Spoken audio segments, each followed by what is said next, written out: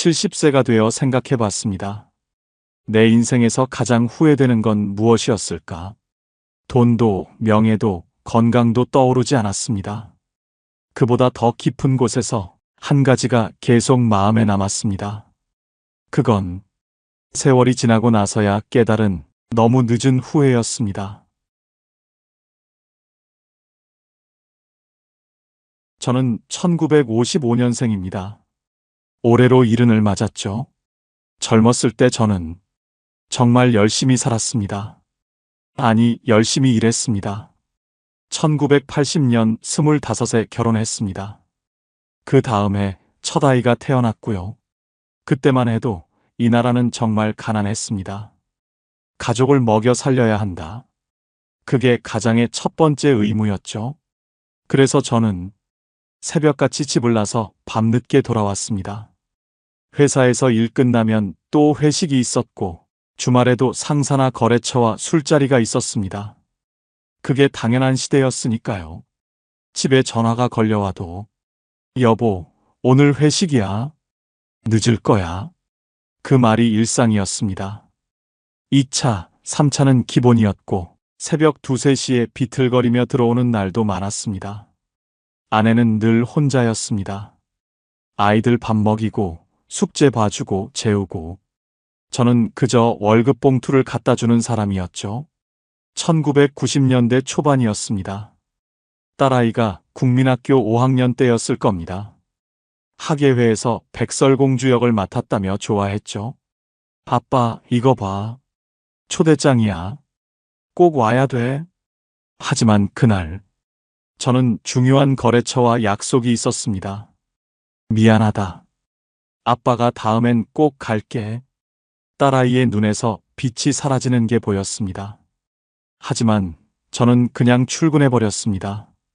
일이 더 중요했으니까요. 아니, 일이 더 중요하다고 믿었으니까요. 그 후로 딸은 더 이상 저를 초대하지 않았습니다. 중학교 졸업식도 고등학교 입학식도 아이는 엄마랑 둘이서 다녀왔습니다. 아빠는 어차피 바쁘잖아. 그 말이 습관처럼 나왔습니다. 1997년 IMF가 터졌습니다. 회사에서 구조조정이 시작됐고 저는 살아남기 위해 더 미친 듯이 일했습니다. 술자리는 더 잦아졌고 집에 있는 시간은 더 줄어들었습니다. 그때 아들은 고등학교 2학년이었습니다. 입시 스트레스로 힘들어하던 아이에게 저는 이렇게 말했습니다. 공부 열심히 해. 아빠처럼 고생하지 말고. 하지만 정작 아이가 무슨 고민을 하는지, 무슨 꿈을 꾸는지 저는 전혀 몰랐습니다. 물어본 적도 없었으니까요. 2003년이었나요? 아들이 군대를 제대하고 돌아왔습니다. 23세 청년이 되어서 말이죠.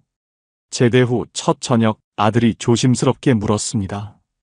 아빠, 오늘 우리 둘이서 소주 한잔 할까요? 군대 이야기도 하고 앞으로 이야기도 좀 하고 싶어요. 그런데 저는 그때도 오늘 부장님이랑 약속이 있어서 다음에 하자. 삐삐가 울렸고 저는 서둘러 집을 나섰습니다. 그게 마지막 기회였습니다. 아들은 그 후로 한 번도 그런 제안을 하지 않았으니까요. 세월이 흘러 이제 제 자식들은 40이 넘었습니다. 각자 가정을 꾸리고 아이를 낳고 바쁘게 살아가고 있죠. 딸은 서울에서 회사를 다니고 아들은 분당에서 자영업을 합니다. 명절이나 생일 때 가끔 만납니다. 손주들도 데리고 오죠. 하지만 대화가 없습니다. 아버지, 건강은 어때요? 뭐 그럭저럭. 식사는 잘 하세요? 그래. 그게 전부입니다. 30분쯤 앉아 있다가 아이들은 일어섭니다. 아버지, 저희 먼저 갈게요. 애들 학원 보내야 해서. 그래. 조심히 가거라. 그렇게 또 헤어집니다. 식탁에 혼자 남아 아내가 차려놓은 음식을 치우다 보면 문득 이런 생각이 듭니다. 내가 뭘 위해 그렇게 일했을까? 월급은 꼬박꼬박 갖다 줬습니다. 아이들 학원비, 과외비 다 대줬습니다. 대학 등록금도 빠짐없이 냈고 결혼할 때 전세금도 보태줬습니다. 그런데 정작 아이들과 함께한 시간은 없습니다. 아이들이 무슨 생각을 하며 자랐는지, 어떤 꿈을 꿨는지, 무엇 때문에 울고 웃었는지 저는 아무것도 모릅니다. 가족을 위해 일했다고 생각했는데 돌아보니 가족은 제가 없는 채로 살아왔습니다. 가장 가까워야 할 사람들이 가장 낯선 사람들이 되어버렸습니다. 그리고 그 책임은 고스란히 저에게 있습니다. 이제 와서 후회해도 소용없다는 걸 압니다. 지나간 시간은 되돌릴 수 없으니까요. 하지만 가끔 빈 거실에 혼자 앉아 있다 보면 그때 조금만 더 같이 있어 줄 걸. 그 생각이 자꾸만 듭니다. 젊었을 때는 몸이 쇠로 만들어진 줄 알았습니다. 밤을 새워도 술을 마셔도 담배를 피워도 아무렇지 않았으니까요. 1980년대 회사에 막 입사했을 때입니다. 선배들이 말했죠. 야근은 기본이야. 몸 좀 아프다고 쉬면 안 돼. 남자가 그 정도 가지고 뭘 그래. 그게 당연한 문화였습니다. 하루 16시간씩 일하고 밤늦게 소주 몇 병 마시고 다음 날 또 출근하고 그렇게 10년, 20년을 살았습니다. 건강검진 통지서가 날아와도 바빠서 못 가겠네. 그냥 서랍에 처박아 뒀습니다. 병원 가는 건 시간 낭비라고 생각했으니까요. 1990년대 중반이었나요? 속이 자꾸 쓰리고 소화가 안 됐습니다. 아내가 걱정했죠. 여보, 병원 한번 가봐요. 얼굴도 안 좋아 보여. 하지만 저는 괜찮아. 스트레스 때문이야. 약국에서 소화제나 사올게. 그렇게 또 넘어갔습니다. 담배는 하루 2갑씩 피웠습니다. 회의 중에도, 차 안에서도, 집에서도. 아이들이 기침을 해도 창문 좀 열어. 환기시키면 돼. 그건 생각도 안 했습니다. 담배 끊으면 스트레스 더 받아. 일을 어떻게 해? 그게 제 변명이었습니다. 술도 마찬가지였습니다. 소주는 물처럼 마셨고 맥주는 갈증 해소용이었습니다. 주말에도 친구들 만나면 또 마셨죠. 한 잔해야 스트레스가 풀려. 술 안 마시면 인간관계가 안 돼. 그렇게 스스로를 합리화했습니다. 2000년대 초반이었습니다. 계단을 오르는데 숨이 차기 시작했습니다. 허리도 자주 아팠고요. 하지만 그때도 나이 먹으면 다 그런 거지. 대수롭지 않게 넘겼습니다. 운동? 그런 건 한가한 사람들이나 하는 거라고 생각했습니다. 운동할 시간에 일이나 더 해야지. 그렇게 또 몇 년이 흘렀습니다. 2008년이었나요? 회사 건강검진을 받았습니다. 40년 만에 제대로 받는 검진이었죠. 결과가 나왔습니다. 고혈압, 당뇨, 고지혈증, 지방간. 의사가 말했습니다. 이 정도면 심각합니다. 당장 관리 시작하셔야 해요. 하지만 저는 그때도 약만 먹으면 되는 거 아닙니까? 의사가 한숨을 쉬었습니다. 약만으로는 안 됩니다. 생활 습관을 바꿔야 해요. 술, 담배 끊으시고 운동하세요. 그 말을 듣고도 저는 제대로 실천하지 않았습니다. 약은 먹었지만 술은 계속 마셨고 담배도 계속 피웠습니다. 이 나이에 뭘 바꿔? 이미 늦었어. 그게 제 생각이었습니다. 2015년 은퇴를 했습니다. 이제 좀 쉴 수 있겠다 싶었는데 몸은 이미 망가져 있었습니다. 아침에 일어나면 온몸이 뻐근했고 조금만 걸어도 숨이 찼습니다. 그제야 운동을 시작해봤습니다. 하지만 무릎이 아파서 걷기도 힘들었고 허리 디스크 때문에 제대로 움직일 수도 없었습니다. 젊었을 때 조금만 관리했더라면. 그 생각이 들었지만 이미 늦었습니다. 2019년 위암 진단을 받았습니다. 다행히 초기였지만 수술을 받아야 했습니다. 수술대에 누워서 비로소 깨달았습니다. 건강은 돈으로 살 수 없다는 걸, 후회로도 되돌릴 수 없다는 걸. 퇴원 후, 이번에는 정말 관리를 시작했습니다. 담배를 끊고 술을 끊고 매일 산책을 나갔습니다. 하지만 몸은 이미 되돌릴 수 없는 상태였습니다. 혈압약, 당뇨약, 소화제, 진통제 등등. 지금은 약을 12알이나 먹습니다. 약통을 열 때마다 후회가 밀려옵니다. 내가 젊었을 때 좀 더 신경 썼더라면. 친구들을 만나도 마찬가지입니다. 건강 이야기만 나옵니다. 너는 어디가 안 좋아? 나는 무릎이 안 좋아서. 나는 당뇨 때문에 힘들어. 그게 이른의 대화입니다. 젊었을 때는 그깟 운동, 내일 해도 되지. 그깟 병원, 다음 달 가면 되지. 그렇게 미뤘던 날들이 병이 되어 돌아왔습니다. 이제는 하고 싶은 게 있어도 할 수 없습니다. 여행을 가고 싶어도 몸이 따라주지 않고 손주들과 놀아주고 싶어도 금방 지칩니다. 젊을 때는 바쁘다는 이유로, 지금은 아프다는 이유로 아무것도 하지 못하는 날들이 계속됩니다. 건강은 잃고 나서야 그 가치를 알게 됩니다. 그리고 그때는 이미 너무 늦습니다. 저는 착하게 살았습니다. 아니, 착하게 살려고 노력했습니다. 어머니가 늘 말씀하셨죠. 사람은 정직하게 살아야 한다. 남한테 피해주지 말고 베풀며 살아라. 그 말을 가슴에 새기고 살았습니다. 회사에서도 그랬습니다. 누가 일을 떠넘기면 받아줬고 야근이 필요하면 제가 먼저 나섰습니다. 괜찮습니다. 제가 할게요. 그 말이 습관이었습니다. 동료들이 좋아했죠. 김 대리는 정말 착해. 김 과장 있으면 든든해. 그 말에 뿌듯함을 느꼈습니다. 1990년대 초반이었습니다. 같은 팀에 후배가 하나 들어왔습니다. 박 대리라고. 저보다 5살 어렸죠. 일을 잘 몰라서 힘들어 하길래 제가 하나하나 가르쳐 줬습니다. 밤늦게까지 남아서 도와줬죠. 형님, 정말 감사합니다. 형님 덕분에 살았어요. 그렇게 몇 년을 도왔습니다. 1997년 IMF가 터졌습니다. 회사에서 구조조정이 시작됐고 과장급 중 한 명을 내보내야 했습니다. 저와 박 대리 둘 중 하나였죠. 그때 부장님이 물었습니다. 이번 프로젝트 누가 주도했나? 박 대리가 대답했습니다. 제가 했습니다. 제가 밤새워 만든 기획안이었는데 박 대리는 그저 보조만 했을 뿐인데 그렇게 말했습니다. 부장님 앞에서 저는 아무 말도 하지 못했습니다. 그냥 믿을 수 없었으니까요. 결국 저는 회사를 나왔습니다.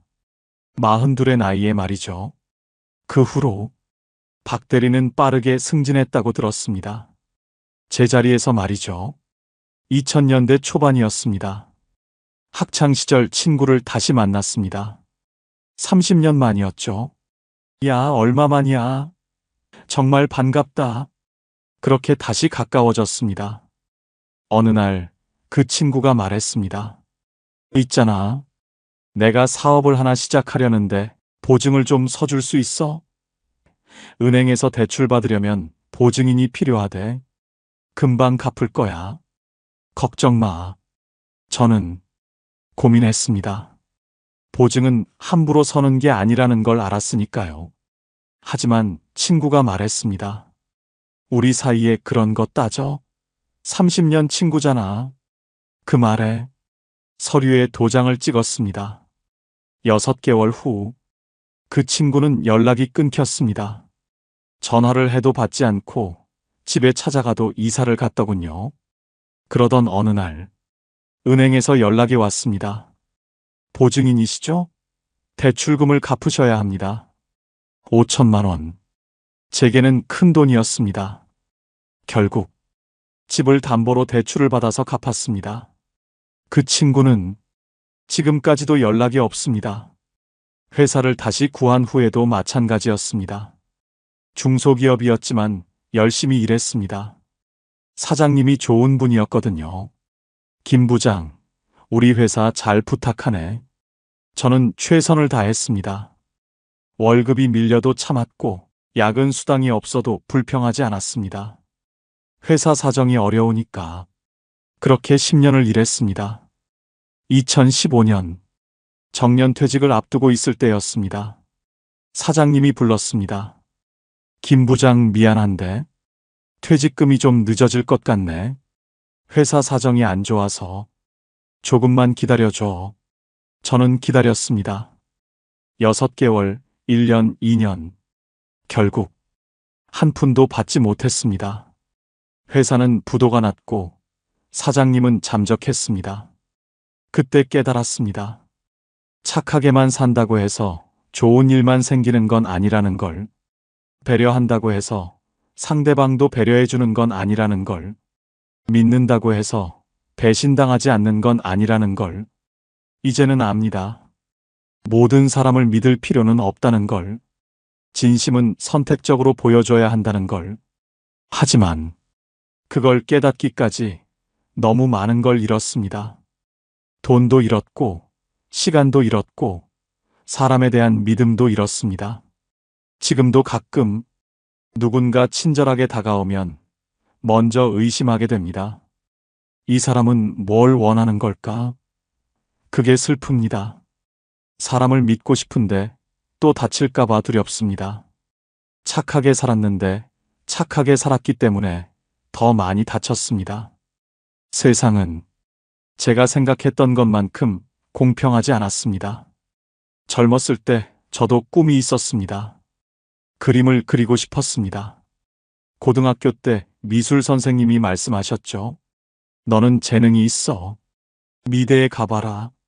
가슴이 뛰었습니다.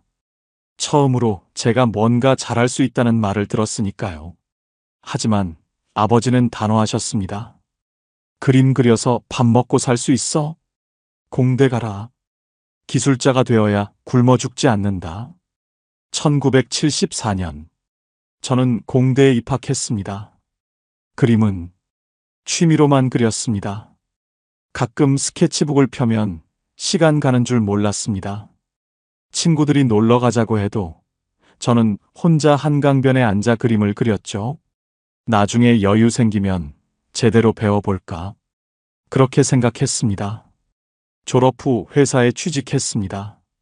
1980년 25의 나이였죠. 그리고 결혼을 했습니다. 다음 해 아이가 태어났고요. 꿈? 그런 건 사치였습니다. 우선은 가족을 먹여 살려야 했으니까요. 조금만 참자. 애들 다 키우고 나면 그때 내가 하고 싶은 걸 해도 되지. 그렇게 스스로를 다독였습니다. 스케치북은 서랍 깊숙이 넣어뒀습니다. 꺼낼 시간도 여유도 없었으니까요. 회사 일에 치이고 집안일에 치이고 그렇게 10년이 흘렀습니다. 1990년대 초반이었나요? 회사 동료가 말했습니다. 형, 나 주말에 사진 동호회 활동해. 형도 같이 할래? 하고 싶었습니다. 하지만 주말에는 모임 친구들도 만나서 인맥도 이어나가야 했고 술 한 잔씩 하다 보면 피곤해서 다음 날은 하루 종일 쉬어야 했습니다. 미안해. 나는 시간이 없어. 그렇게 또 거절했습니다. IMF가 터진 후에는 더 힘들었습니다. 살아남는 게 급했고 꿈 같은 건 생각할 여유도 없었습니다. 먹고 사는 게 먼저야. 꿈은 나중에. 그 말을 되뇌며 살았습니다. 2000년대가 되었습니다. 아이들이 대학에 갔고 저는 이제 50 중반이 되어 있었습니다. 이제 좀 여유가 생기려나? 그렇게 생각했습니다.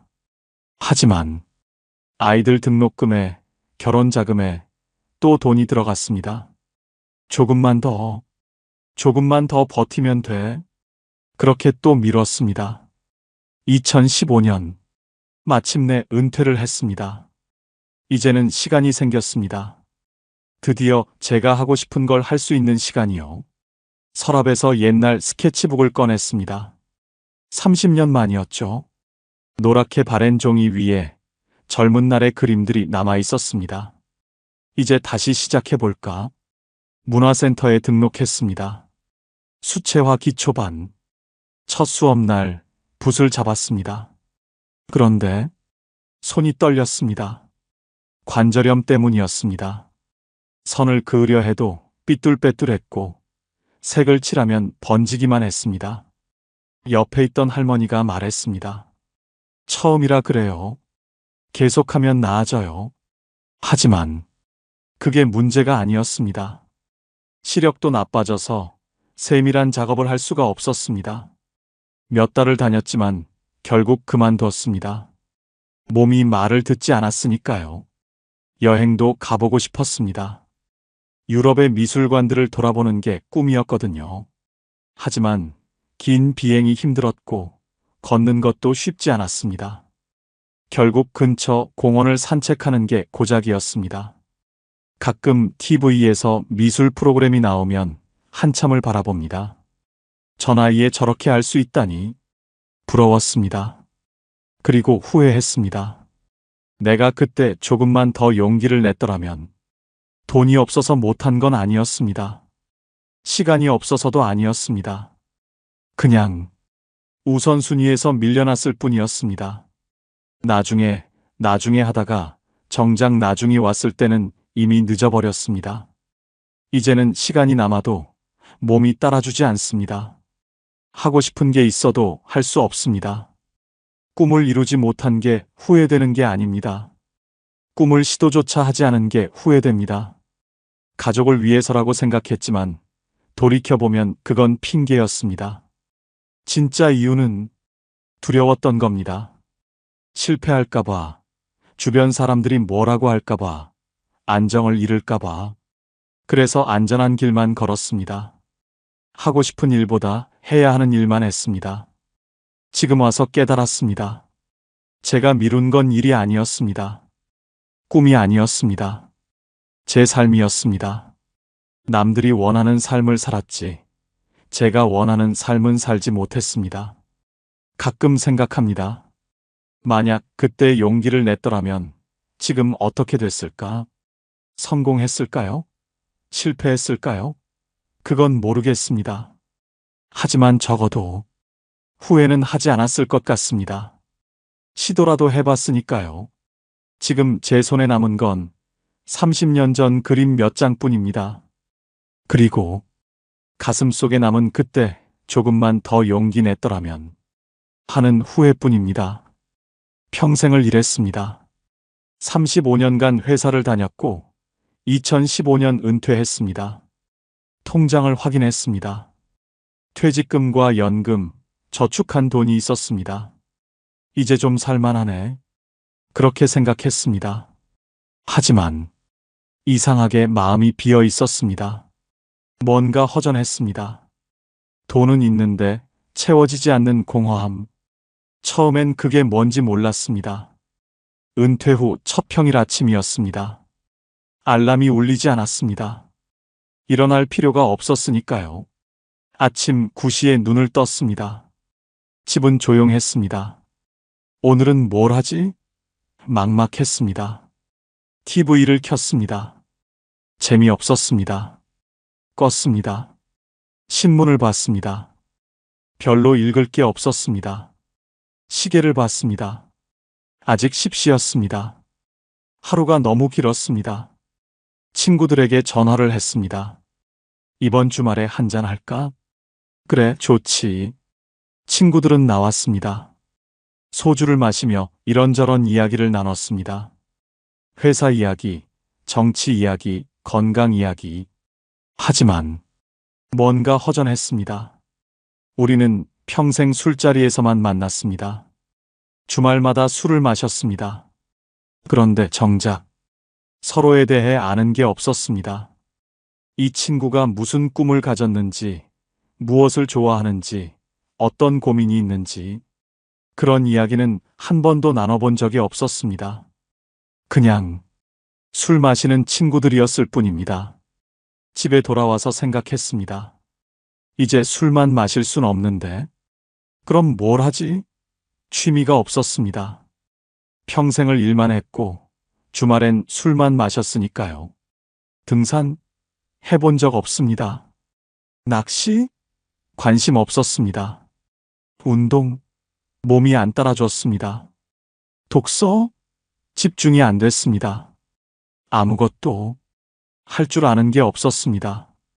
아내에게 물었습니다. 우리 어디 갈까? 아내가 말했습니다. 여보, 나는 오늘 모임 있어요. 수요일마다 친구들 만나잖아요. 아, 그랬지. 까먹고 있었습니다.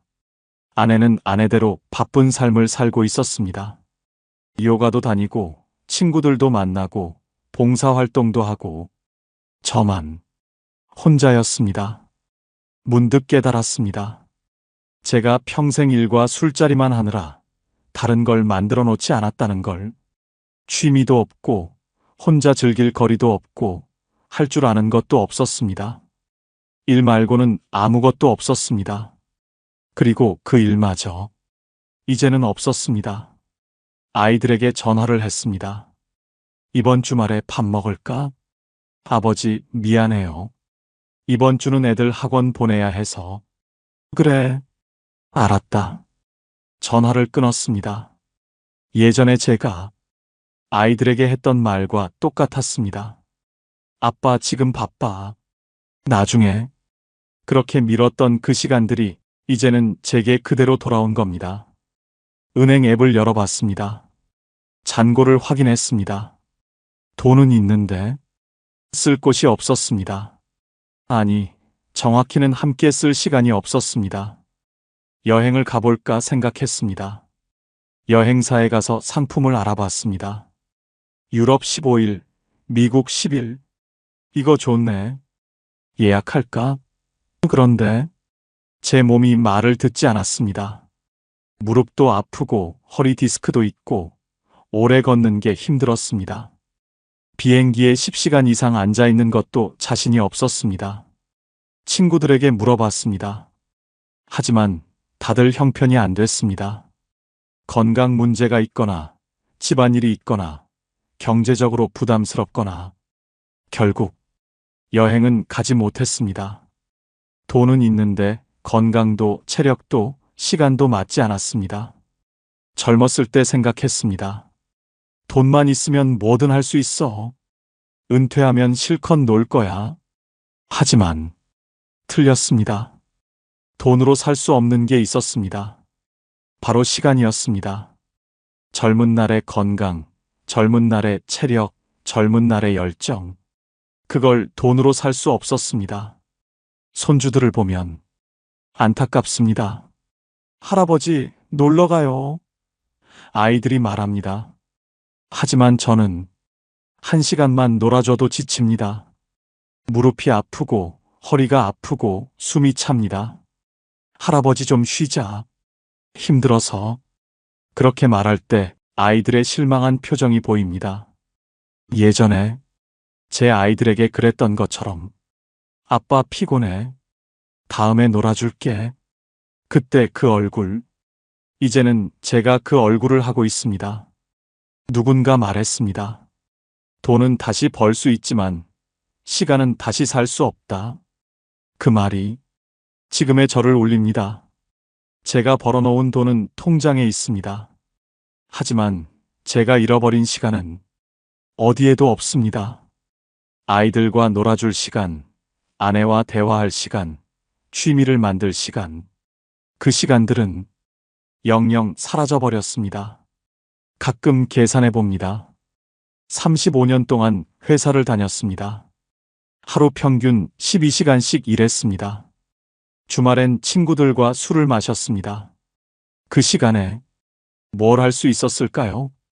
아이들과 매일 대화할 수 있었고, 아내와 산책할 수 있었고, 취미를 만들어 전문가가 될 수도 있었습니다.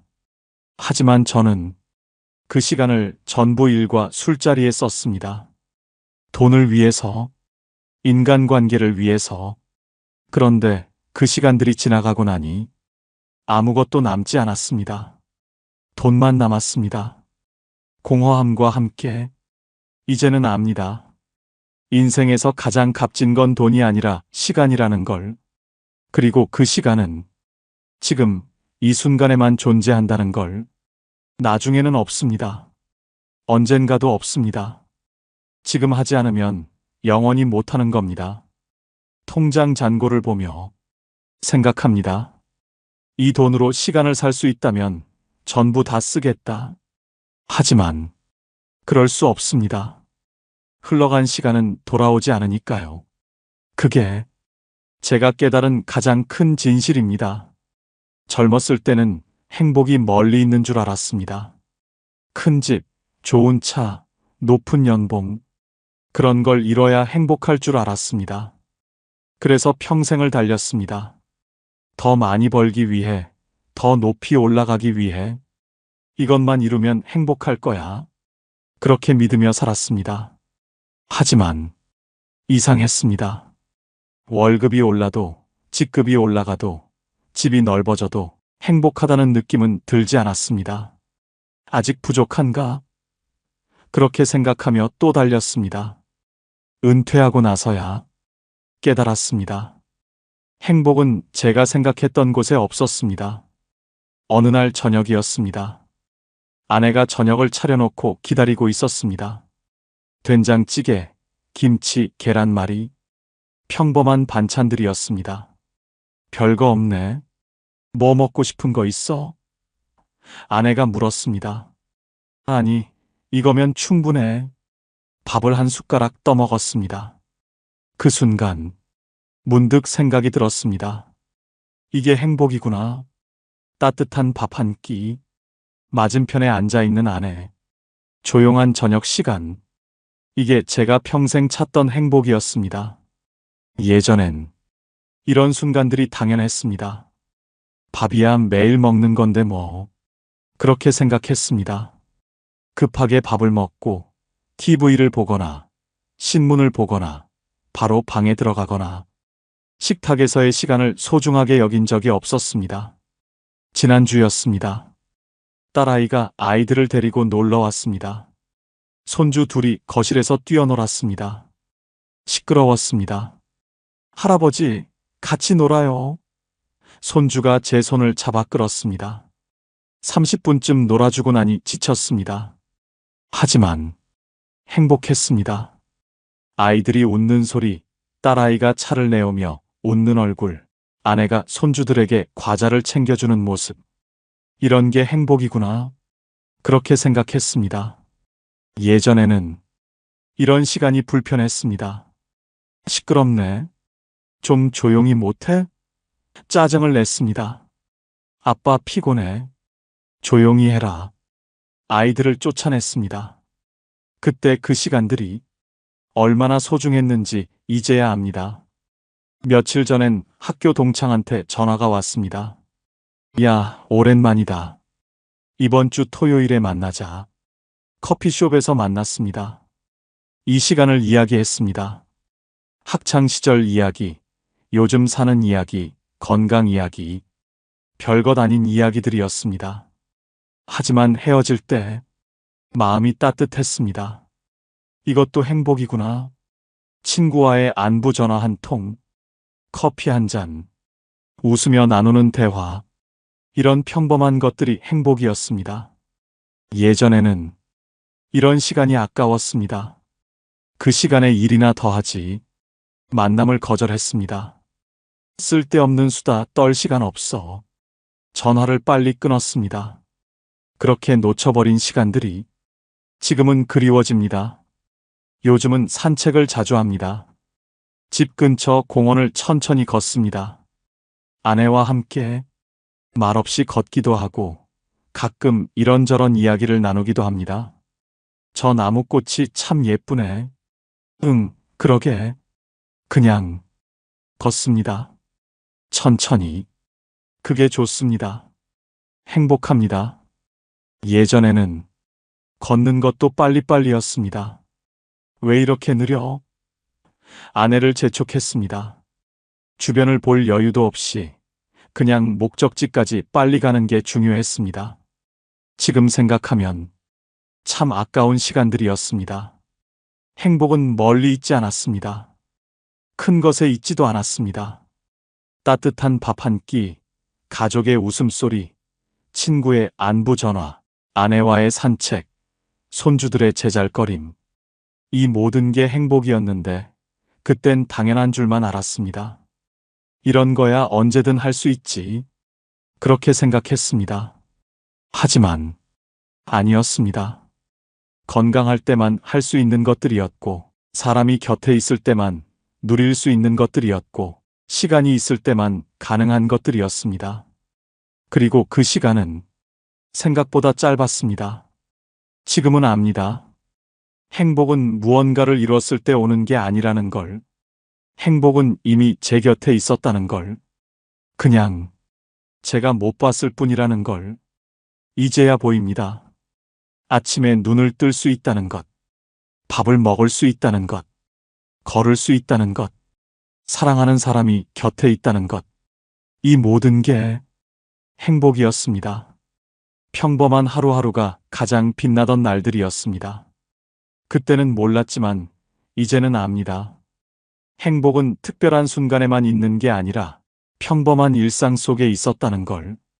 그리고 그 일상을 제가 너무 가볍게 여겼다는 걸. 지금이라도 늦지 않았다고 생각합니다. 오늘의 밥 한 끼를 감사히 여기고, 오늘의 산책을 즐기고, 오늘 만나는 사람에게 웃어주고, 그렇게 남은 시간을 살려고 합니다. 하지만 가끔 생각합니다. 진작 깨달았더라면 좋았을 텐데, 그랬더라면 더 많은 행복을 누릴 수 있었을 텐데, 70살이 되어 돌아보니 후회가 참 많았습니다. 가족에게 미안하고, 건강을 가볍게 본 것도 후회되고, 사람을 너무 믿었던 것도, 꿈을 미룬 것도, 말하지 못한 것도 모두 아쉽습니다. 인생은 짧지만 후회는 길다고 하더군요. 정말 그렇습니다. 지나간 시간은 돌아오지 않고 했던 선택은 되돌릴 수 없습니다. 하지만 한 가지 깨달은 게 있습니다. 아직 늦지 않았다는 것입니다. 제게도 아직 시간이 남아 있습니다. 많지는 않지만 그래도 있습니다. 그리고 그 시간을 다르게 살 수 있습니다. 요즘 저는 조금씩 바뀌고 있습니다. 아내에게 고맙다고 말합니다. 어색하지만 말합니다. 아이들에게 전화를 합니다. 사랑한다고 말합니다. 손주들이 오면 아프지만 함께 놀아줍니다. 친구들에게 먼저 연락합니다. 보고 싶다고 말합니다. 늦었지만 지금이라도 하는 게 낫다고 생각합니다. 지난주에 딸아이한테 말했습니다. 그때 학예회 못 간 거 미안했다. 아빠가 정말 미안하다. 딸아이가 놀란 얼굴로 저를 봤습니다. 아버지, 그거 기억하세요? 응, 계속 마음에 걸렸어. 너한테 미안했어. 딸아이가 울었습니다. 그리고 말했습니다. 괜찮아요, 아버지. 이제 괜찮아요. 그 말을 듣고 저도 울었습니다. 한마디의 말이 이렇게 큰 힘이 있는지 몰랐습니다. 아들한테도 말했습니다. 제대하고 술 한잔 하자던 거 아빠가 거절했지. 미안하다. 아들이 웃으며 말했습니다. 아버지, 이번 주말에 우리 둘이 한잔 할까요? 그래, 꼭 하자. 이번엔 약속을 지킬 겁니다. 여러분께도 말하고 싶습니다. 지금 이 글을 보시는 분들께 저처럼 후회하지 마십시오. 오늘, 지금 이 순간을 소중히 여기십시오. 가족이 곁에 있다면 안아주십시오. 친구가 생각난다면 전화하십시오. 하고 싶은 말이 있다면 지금 하십시오. 고마워요. 사랑해요. 미안해요. 그 한마디가 당신의 남은 삶을 바꿔줄 겁니다. 건강할 때 운동하십시오. 건강은 돈으로 살 수 없습니다. 시간이 있을 때 꿈을 이루십시오. 나중에는 오지 않습니다. 평범한 일상을 소중히 여기십시오. 그게 바로 행복입니다.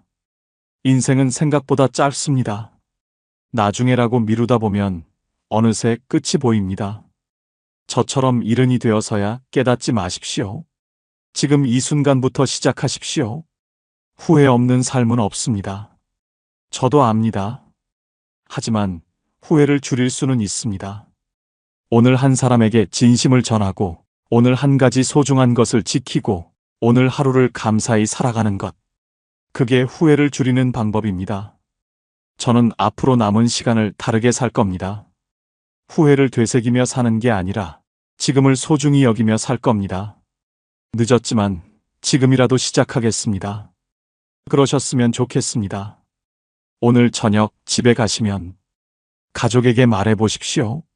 고마워. 사랑해. 그 한마디가 당신의 인생을 바꿔줄 겁니다. 그리고 훗날 저처럼 일흔이 되었을 때 후회가 아닌 감사로 과거를 돌아볼 수 있을 겁니다. 아직 늦지 않았습니다. 지금 이 순간부터 시작하십시오. 여러분의 남은 인생이 후회가 아닌 행복으로 가득하길 바랍니다. 긴 이야기 들어주셔서 고맙습니다. 70대 강남 부자들, 무엇이 달랐을까요? 나이가 들수록 돈은 멀어지고 시간은 더 빨리 흐르는 것 같죠? 하지만 세상엔 70세가 넘어도 통장 잔고가 늘어나는 사람들이 있습니다. 그들은 특별한 재능이 있는 것도 큰 돈을 벌었던 것도 아닙니다. 단지 다르게 사는 법을 알았을 뿐입니다. 오늘은 70세에도 돈이 쌓이는 사람들의 5가지 비밀을 이야기하려 합니다. 이건 복권도 비법도 아닙니다. 그저 평범한 사람들의 조용한 습관입니다. 돈보다 귀한 게 있습니다. 그건 시간입니다. 돈은 잃어도 다시 벌 수 있지만 시간은 한 번 흘러가면 돌아오지 않습니다. 그걸 깨달은 사람은 시간을 함부로 쓰지 않습니다. 70세에도 돈이 모이는 사람은 하루를 허투루 보내지 않습니다. 그들은 TV를 켜기 전 한 번 더 생각합니다. 이 시간을 내가 정말 원하나? 이게 내 삶에 남는 걸까? 그 10초의 멈춤이 그들의 인생을 바꿔놓았습니다. 어느 70대 할머니의 이야기입니다. 그분은 매일 아침 5시에 일어납니다. 누가 시킨 것도 아닙니다. 그냥 습관이 되었습니다. 새벽은 조용해요. 세상이 아직 깨어나기 전 나만의 시간이 있죠. 그 시간에 무얼 하냐고 물으니 이렇게 답했습니다. 글을 쓰고 책을 읽고 가끔은 그냥 창밖을 봐요. 그게 다예요. 별거 아닌 것 같죠? 하지만 그 별거 아닌 시간이 20년을 쌓이니 36,000시간이 되었습니다. 그 시간 동안 그분은 300권이 넘는 책을 읽었고 자신만의 글쓰기 노트를 30권 채웠습니다. 그리고 그 노트가 지역 신문에 연재되기 시작했고 지금은 작은 수입이 됩니다. 누군가는 말합니다. 그건 재능이 있어서 그런 거죠. 아닙니다. 그분은 이렇게 말했습니다. 재능이 아니에요. 그냥 시간을 안 버렸을 뿐이에요. 우리는 하루에 얼마나 많은 시간을 흘려보낼까요? 스마트폰 통계를 보면 평균적으로 하루 34시간을 화면 앞에서 보냅니다. SNS 구경 30분, 뉴스 댓글 읽기 20분, 유튜브 영상 1시간, 의미 없는 메신저 확인 30분. 이렇게 쌓이다 보면 어느새 오후가 저녁이 되고 저녁이 밤이 됩니다. 그리고 잠들기 전 우리는 이렇게 생각합니다. 오늘 하루도 뭐 한 게 없네.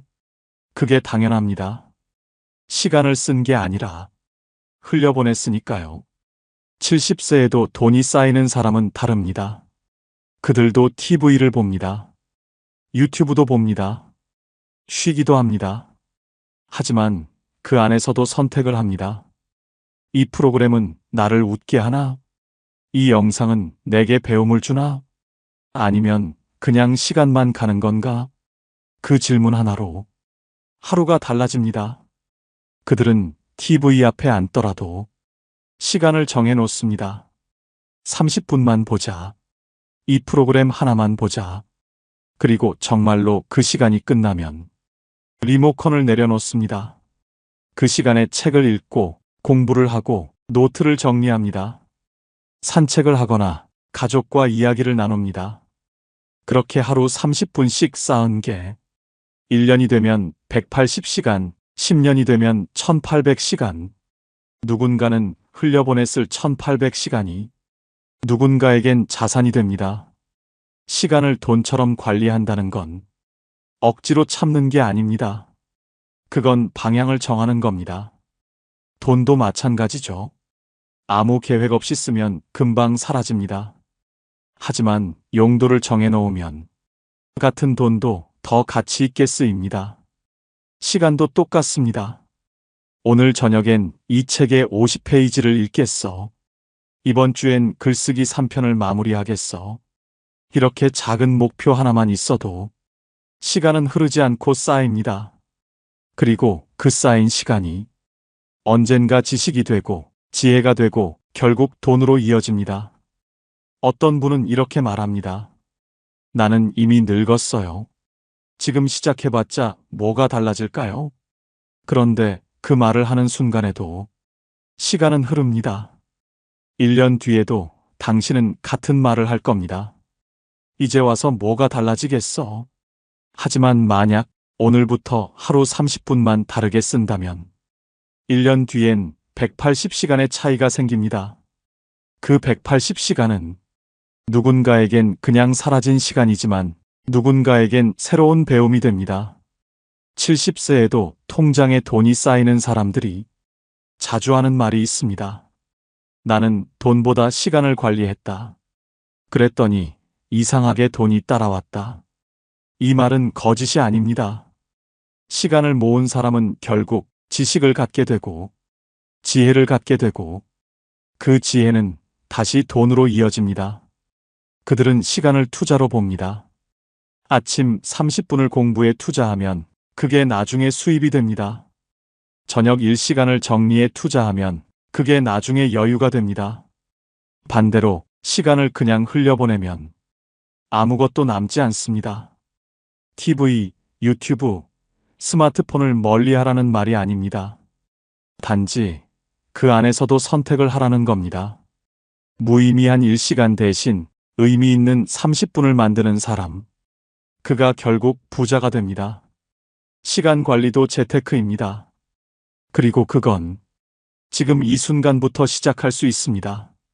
당신이 이 글을 읽는 이 순간에도 시간은 흐르고 있습니다. 그 시간을 어떻게 쓸지는 당신의 선택입니다. 지금부터라도 당신의 시간을 돈처럼 아끼세요. 하루는 길지 않지만 그 하루가 쌓이면 인생이 됩니다. 시간은 가난한 사람에게나 부자에게나 똑같이 24시간입니다. 차이는 단 하나, 그 시간을 어떻게 쓰느냐입니다. 오늘 당신이 흘려보낸 30분이 10년 뒤 당신의 통장을 바꿉니다. 시간을 존중하는 사람은 결국 돈도 존중받습니다. 그리고 그런 사람의 노후는 결코 초라하지 않습니다. 시간을 아끼는 사람이 결국 인생을 얻는다. 이 한 문장을 기억하세요. 당신의 70세는 오늘 이 시간에서 시작됩니다. 진짜 부자는 은행 잔고보다 신뢰 잔고를 더 중요하게 여깁니다. 돈은 결국 사람에게서 오기 때문이죠. 70세에도 통장에 돈이 쌓이는 사람들은 인맥을 쌓지 않습니다. 대신 신뢰를 쌓습니다. 그들은 이익보다 관계를 먼저 생각합니다. 한 번의 거래보다 평생의 인연을 택합니다. 한 70대 사업가의 이야기입니다. 그분은 작은 철물점을 운영했습니다. 40년을 한자리에서요. 누군가 물었습니다. 요즘 대형마트도 많은데 어떻게 장사가 되십니까?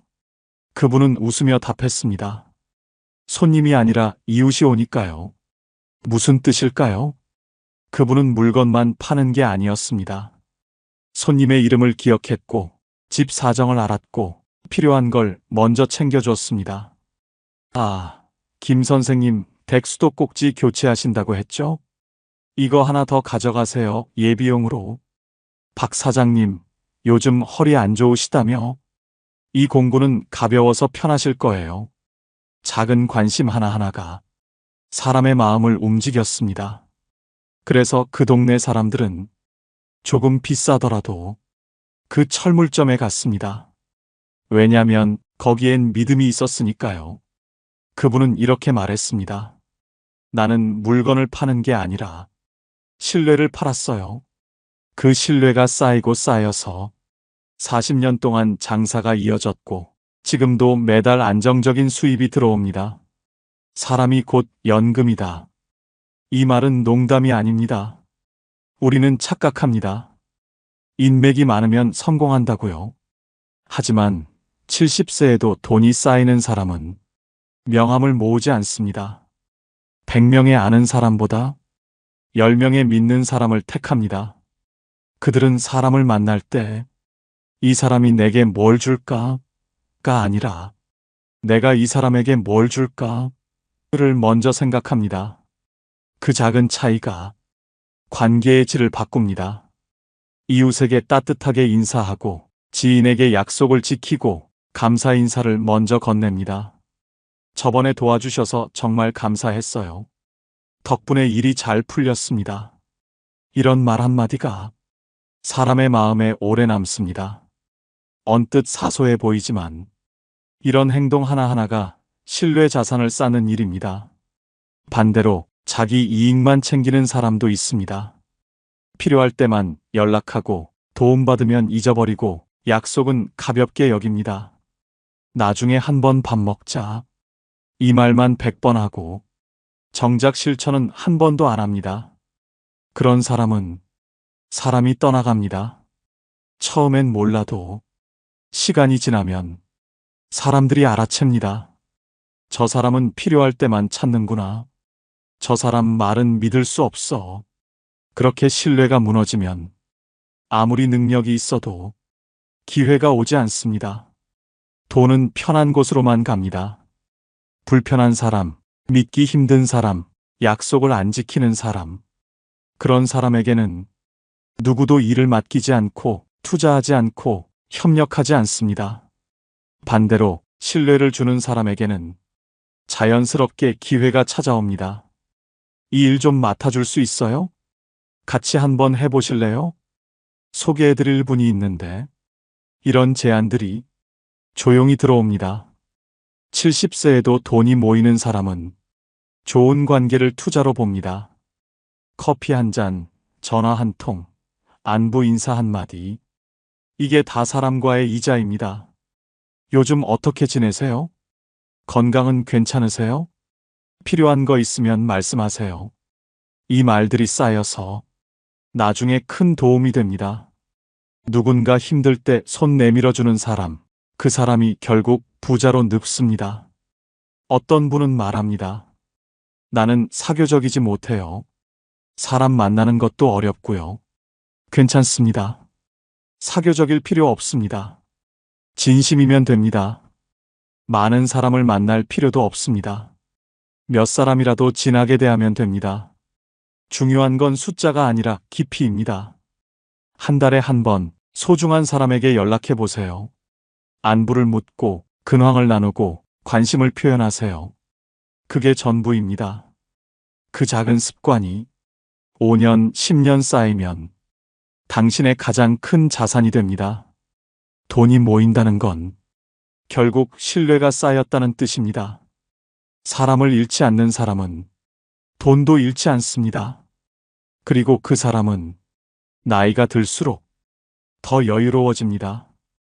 왜냐면 어디서든 도움을 줄 사람이 있고 필요할 때 손 내밀 곳이 있으니까요. 그게 바로 진짜 노후 대비입니다. 저축 통장보다 사람이 더 든든한 연금입니다. 오늘 당신이 만든 작은 신뢰가 내일의 기회가 됩니다. 사람을 대할 때마다 기억하세요. 이 관계는 내 재산이다. 그 마음 하나로 당신의 70세는 외롭지 않고 통장은 비어있지 않습니다. 신뢰는 하루에 쌓이지 않습니다. 하지만 하루하루 쌓이면 언젠가 무너지지 않는 성이 됩니다. 그 성이 당신을 지켜줍니다. 그리고 그 안에서 당신은 편안하게 늙어갑니다. 사람을 자산으로 여기는 사람, 그가 진짜 부자입니다. 돈이 모이지 않는 이유는 단순합니다. 들어오는 돈보다 나가는 돈의 방향을 모르기 때문입니다. 70세에도 통장에 돈이 쌓이는 사람들은 돈이 어디로 흘러가는지를 매일 확인합니다. 오늘 돈이 어디로 갔는가? 그게 나에게 남는 소비였는가? 이 두 가지 질문만으로도 인생이 달라집니다. 한 70대 할아버지의 이야기입니다. 그분은 30년 넘게 작은 노트 하나를 들고 다닙니다. 그 노트엔 매일의 지출이 빼곡히 적혀 있습니다. 커피 3,000원, 지하철 1,500원, 점심 8,000원. 처음엔 아내가 놀렸다고 합니다. 그렇게까지 해야 해? 하지만 그분은 웃으며 말했습니다. 이게 습관이 되니까 이상하게 돈이 새는 구멍이 보이더라고. 그분은 어느 날 깨달았습니다. 매일 오후 3시쯤 습관처럼 카페에 들렀다는 걸요. 커피 한 잔 4,500원. 별거 아닌 것 같았습니다. 하지만 한 달이면 13만 원, 1년이면 160만 원이었습니다. 커피가 나쁘다는 게 아니에요. 근데 그게 습관이었던 거죠. 진짜 마시고 싶어서가 아니라요. 그래서 일주일에 3번으로 줄였습니다. 그랬더니 한 달에 5만 원이 남았습니다. 1년이면 60만 원, 10년이면 600만 원입니다. 그들은 장부를 어렵게 쓰지 않습니다. 손에 쥔 노트 하나 혹은 휴대폰 메모장 하나면 충분합니다. 적는 이유는 절약이 아니라 방향을 보기 위해서입니다. 돈은 방향이 없으면 금세 흩어집니다. 길을 잃은 강물처럼 흘러가다 사라집니다. 하지만 흐름을 알면 그걸 다시 되돌릴 수 있습니다. 많은 사람이 이렇게 말합니다. 돈이 어디로 가는지 모르겠어요. 월급 들어오면 금방 사라져요. 그게 당연합니다. 방향을 모르니까요. 마치 구멍난 주머니에 물을 붓는 것과 같습니다. 아무리 부어도 차지 않습니다. 구멍을 막지 않는 이상요. 70세에도 돈이 쌓이는 사람은 그 구멍을 찾습니다. 배달 앱으로 새는 돈, 충동 구매로 새는 돈, 습관처럼 쓰는 돈. 이걸 하나하나 찾아냅니다. 그리고 그 구멍을 막는 게 아니라 흐름을 바꿉니다. 이 사람들은 돈을 줄이려는 게 아니라 흐름을 조절합니다. 예를 들어 택시를 타던 돈으로 주 1회 버스를 타고 그 차액을 저축합니다. 배달 음식 대신 집에서 간단히 해먹고 그 돈으로 한 달에 한 번 근사한 외식을 합니다. 이건 단순한 절약이 아니라 흐름의 수정입니다. 그들은 말합니다. 돈을 아끼는 게 아니라 돈이 흘러가는 길을 바꾼다. 이 말이 전부입니다. 돈은 우리가 가리키는 방향으로 갑니다. 눈이 향하는 곳, 손이 닿는 곳, 마음이 쓰이는 곳. 그게 결국 소비가 됩니다. 어떤 사람은 하루 종일 불안해서 필요하지도 않은 물건을 사며 위로받습니다. 온라인 쇼핑을 하면서 이것만 사면 기분이 나아질 거야 라고 생각합니다. 그런데 물건이 도착하면 기쁨은 5분이고 허무함은 일주일입니다. 그리고 카드 결제 문자가 오면 또다시 불안해집니다. 그 불안이 만든 소비가 결국 또 다른 불안을 낳습니다. 악순환입니다. 반대로 70세에도 돈이 쌓이는 사람은 감정보다 원칙으로 소비합니다. 필요해서 쓰는가? 습관이라서 쓰는가? 그걸 구분할 줄 압니다. 필요한 소비는 과감하게 합니다. 하지만 습관의 소비는 멈춥니다. 그리고 한 달에 한 번 지출표를 펼쳐놓고 스스로 묻습니다. 이건 정말 내 삶에 남았는가? 남지 않는 소비는 버리고 남는 소비는 늘립니다. 돈은 줄이는 것이 아니라 남는 걸 늘리는 것입니다. 한 70대 여성분의 이야기입니다. 그분은 60대 초반까지만 해도 돈이 늘 부족했습니다. 어디로 가는지도 모르게 돈이 사라졌어요. 그러다 어느 날 친구의 권유로 가계부를 쓰기 시작했습니다. 처음엔 귀찮았습니다. 이걸 왜 해야 하지? 하지만 한 달 뒤 충격을 받았습니다. 마트에서 쓴 돈이 월 40만 원. 그런데 그중 절반이 할인한다고 산 물건이었습니다. 필요 없는 물건, 먹지도 않는 식재료, 쓰지도 않는 생활용품.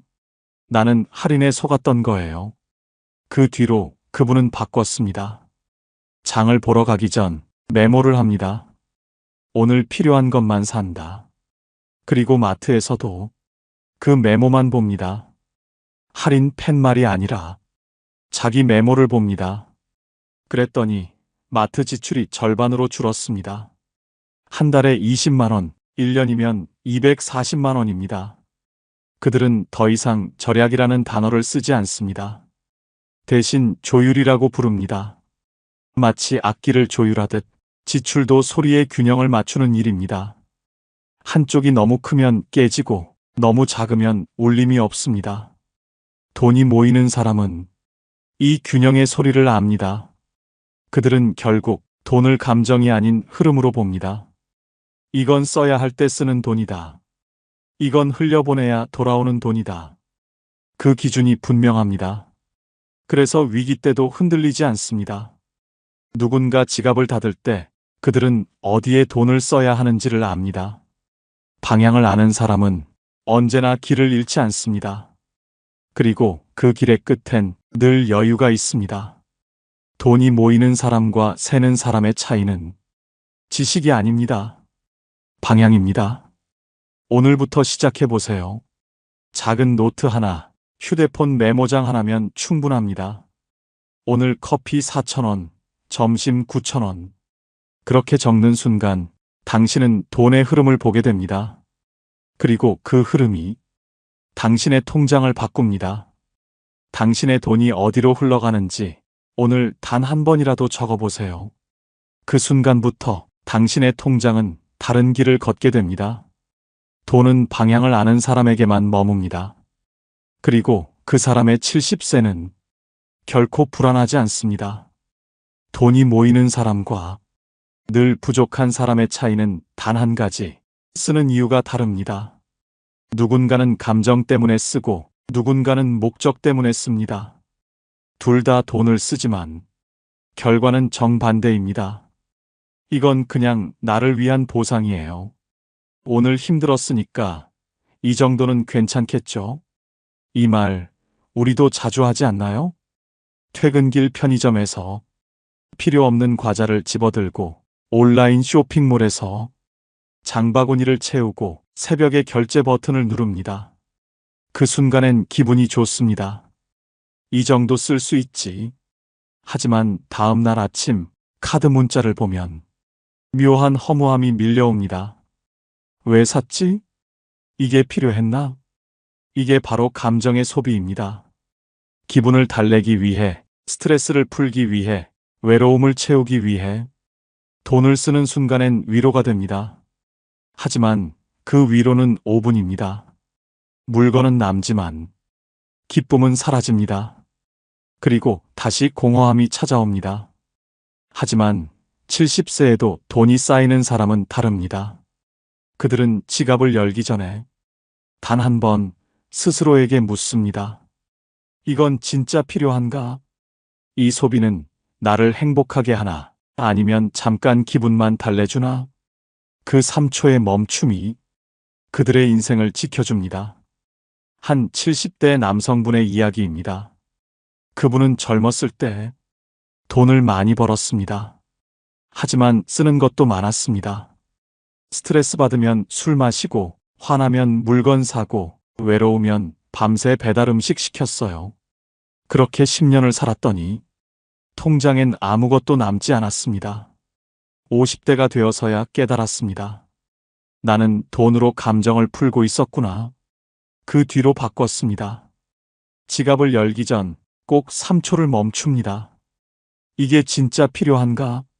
아니면 그냥 기분 때문인가? 기분 때문이면 다른 방법을 찾습니다. 산책을 하거나 친구에게 전화하거나 책을 읽습니다. 그랬더니 신기하게도 돈이 모이기 시작했습니다. 필요한 소비는 남고 감정의 소비는 사라집니다. 그 단순한 차이가 10년 뒤 통장의 차이를 만듭니다. 이들은 소비를 억누르지 않습니다. 대신 방향을 잡습니다.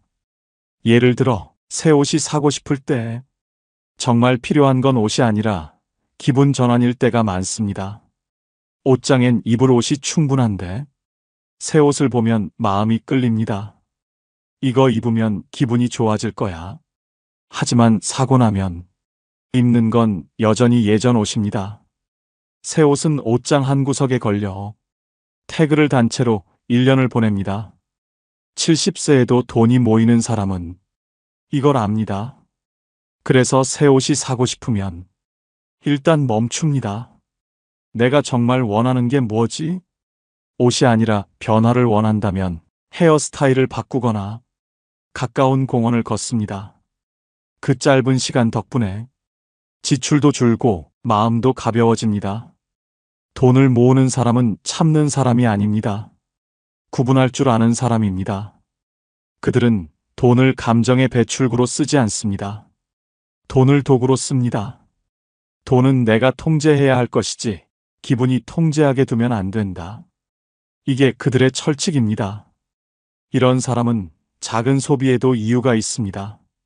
누군가에게 선물을 사도 그 안에 의미가 있습니다. 이분이 요즘 허리가 안 좋으시다 했지. 이 방석이 도움이 될 거야. 소비가 낭비가 아니라 관계의 표현이 됩니다. 반면 쓰는 이유가 불분명한 사람은 항상 후회로 끝납니다. 새벽 2시에 산 물건, 할인한다고 산 2+1 상품, 나중에 쓸 거야 하며 산 도구들. 결제할 땐 합리적인 것 같았는데 받아보면 필요 없습니다. 카드 결제 문자 한 통에 묘한 허무함이 따라오죠. 돈이 모이는 사람은 그 허무함이 싫어서 처음부터 묻습니다. 이건 나를 채우는 소비인가, 비우는 소비인가? 채우는 소비는 이렇습니다. 건강을 위한 식재료, 지식을 위한 책, 마음을 위한 여행, 관계를 위한 선물. 이런 소비는 금방 사라지지 않습니다. 몸과 마음에 남습니다. 반대로 비우는 소비는 이렇습니다. 남에게 보이기 위한 명품, 습관적으로 시키는 배달, 쌓이기만 하는 물건들. 이런 건 순간뿐입니다. 기쁨은 짧고 후회는 깁니다. 그들은 비우는 소비를 점점 줄입니다. 그리고 대신 채우는 소비를 늘립니다.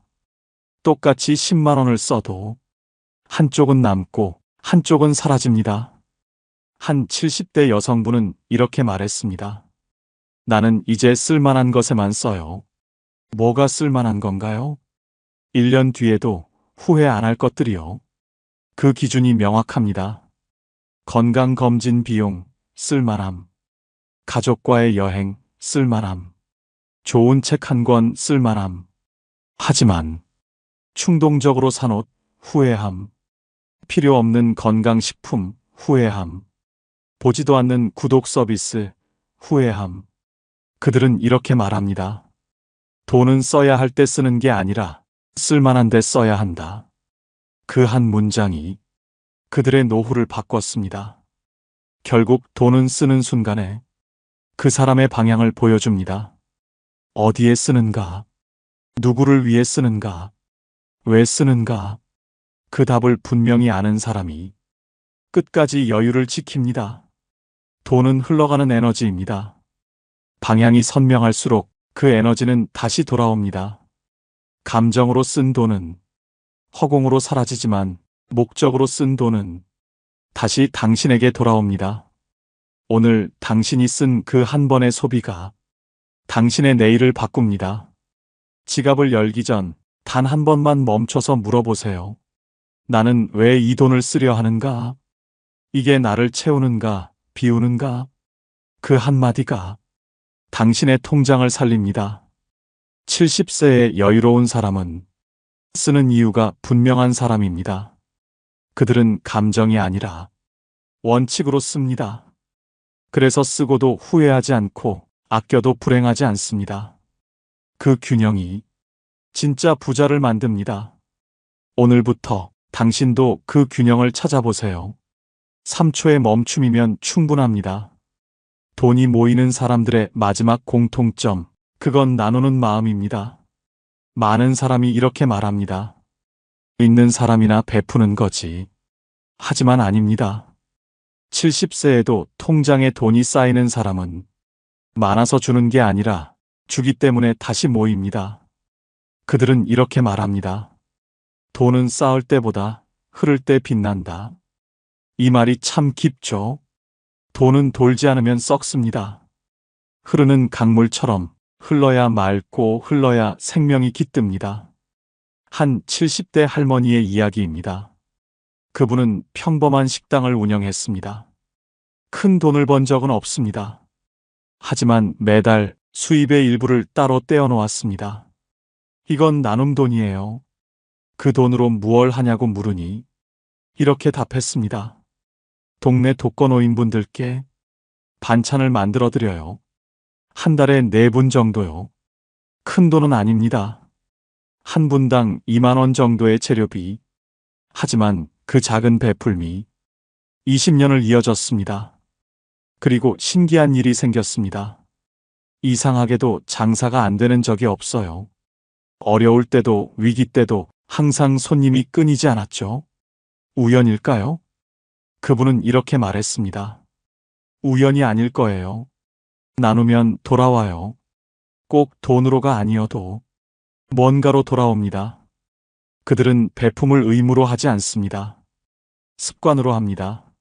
매달 정해진 금액의 일부를 누군가에게 나누거나 도움을 줍니다. 누구는 아이들 학비 일부를, 누구는 어려운 이웃에게 반찬 한 끼를. 작지만 꾸준합니다. 이건 단순한 선행이 아닙니다. 돈의 순환을 만드는 지혜입니다. 주는 사람은 자신이 가진 걸 보게 됩니다. 나도 누군가를 도울 만큼은 있구나. 그 깨달음이 감사함을 만듭니다. 받는 사람은 세상에 아직 따뜻함이 남아있음을 느낍니다. 누군가 나를 생각해 주는구나. 이 따뜻한 순환이 결국 그 사람의 삶으로 돌아옵니다. 이상하게도 도움을 주면 나도 도움이 생겨요. 이건 경험한 사람만 아는 법칙입니다. 베풀면 신비하게 돌아옵니다. 돈으로 돌아오기도 하고, 기회로 돌아오기도 하고, 때로는 마음의 평안으로 돌아옵니다. 그리고 그 평안이 다시 건강과 행복을 만듭니다. 돈이 모이는 사람은 돈을 끝이 아니라 수단으로 봅니다. 누군가의 기쁨을 만들고 누군가의 삶을 밝히는 도구. 그게 진짜 돈의 쓰임입니다. 베풀수록 더 모이는 이유는 단순합니다.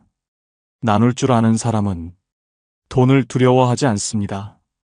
그들은 돈이 떠나도 불안하지 않습니다.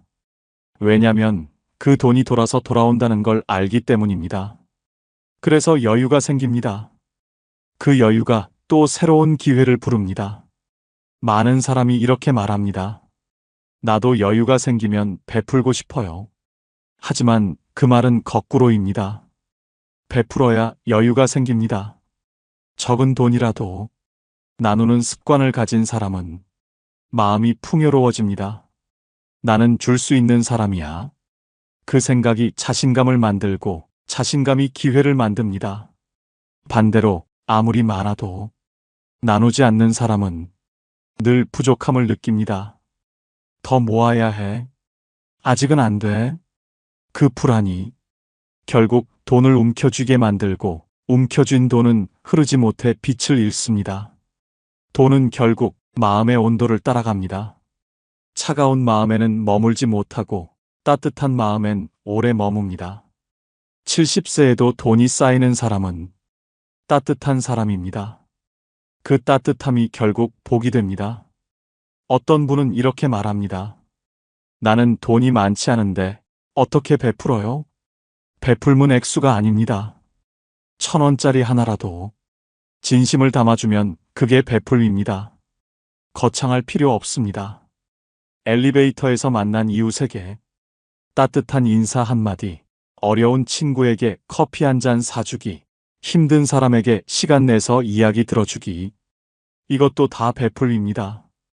돈만 베푸는 게 아닙니다. 시간도, 관심도, 마음도 베풀 수 있습니다. 중요한 건 나누려는 마음입니다. 그 마음을 가진 사람은 이미 부자입니다. 주는 자가 받는다. 이 단순한 진리를 실천하는 사람, 그가 바로 진짜 부자입니다. 오늘부터 시작해 보세요. 작은 금액이라도 한 달에 한 번 누군가를 위해 써보세요. 어려운 이웃에게, 의미 있는 단체에, 도움이 필요한 사람에게. 그 순간 당신의 돈은 더 이상 숫자가 아니라 따뜻함이 됩니다. 그리고 그 따뜻함이 언젠가 당신에게 돌아옵니다. 70세의 여유로운 사람은 나눌 줄 아는 사람입니다. 그들의 통장엔 돈이 있고 그들의 마음엔 평안이 있습니다. 그게 진짜 부자입니다. 돈을 쌓기만 하는 사람은 늙어서 외롭지만 돈을 나누는 사람은 늙어서도 따뜻합니다. 당신은 어떤 70세를 맞이하고 싶나요? 오늘 작은 베풀 하나가 당신의 미래를 바꿉니다. 주는 자가 받습니다. 그리고 받은 자는 다시 줍니다. 그 순환 속에서 진짜 풍요가 시작됩니다. 이제 우리는 5가지 비밀을 알게 되었습니다. 시간을 돈처럼 쓰고, 사람을 자산으로 대하고, 돈의 방향을 알고, 쓰는 이유를 분명히 하며, 마지막으로 나눌 줄 아는 사람. 이 5가지를 지키는 사람은 70세에도 통장에 돈이 쌓입니다. 돈은 단순한 숫자가 아닙니다. 그 사람의 삶의 태도이자 세상을 대하는 자세입니다. 나이 때문이 아닙니다. 늦었다는 말은 없습니다. 지금부터라도 습관을 바꾸면, 생각을 바꾸면 당신의 통장은 다시 채워집니다. 오늘부터 하루 10분 시간을 아끼고 사람을 소중히 대하고 돈의 흐름을 살피세요. 그게 당신의 인생을 지키는 가장 현실적인 복지입니다. 70세의 여유는 오늘 하루의 선택에서 시작됩니다. 당신의 작은 변화가 10년 뒤 큰 차이를 만듭니다. 이 영상이 마음에 닿았다면 좋아요, 구독으로 함께 해주세요. 여러분의 삶이 여유롭고 따뜻하길 바랍니다.